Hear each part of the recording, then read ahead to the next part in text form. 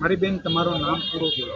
સુનંદાબેન દિનેશભાઈ રાજપૂત, તમારું રહેવાનું ક્યાં? Sona apartment, building number 5, room number 208. કાલે જે ઘટના બની હતી, શું ઘટના બની હતી, તમને ક્યારે કોલ આવ્યો?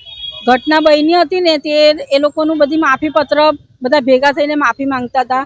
તે એનો છોકરો છે વિવેક દાભોળ કરે, એને મને 3:58 ફોન કર્યો હતો કે મારા પપ્પાએ આગ લગાવી લીધી છે, સિવિલમાં લઈ ગયા છે. એટલે હું સિવિલમાં આવી હતી.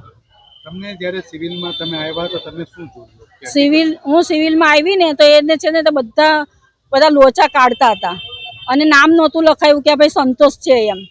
એની ઉંમર કેટલા સાલની છે? 53 વર્ષ છે. શું કામ કરતા? એ રિક્ષા ચલાવે છે. હવે તમારી માંગો શું છે ને તમે શું ત્યાં જે આપઘાત કર્યો તેનું કારણ શું છે? આપઘાત કરવાનું કારણ એટલું જ છે કે આ લોકોને એમ કહેતો હતો ને કે ભાઈ પૈસા આપો, તો આ લોકો પૈસા નહીં આપવાના હતા ને તો પછી આને આટલો ટોર્ચર નહોતો કરવો કે ભાઈ અમે ટોર્ચર કરતા હતા કે અમે તને નથી રાખવાના, અમારે તારી જોડે રહેવું જ નથી. આ વસ્તુ આ લોકો બોલી ને એમાં આને આ બધું કરી લીધું છે. એની સંતાનો કેટલી? સંતાનો 2 છોકરીઓ અને 1 છોકરો છે.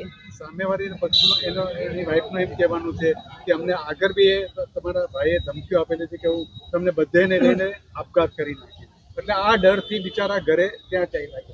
આ બધું છે ને ખોટું છે. મારો ભાઈ એવી કે ધમકી નહીં આપે, અને એવી ધમકી આપી હોત ને તો આજે 28 વર્ષથી એની જોડે રહ્યો નહીં હોતે જો એવો હોતે ને તો.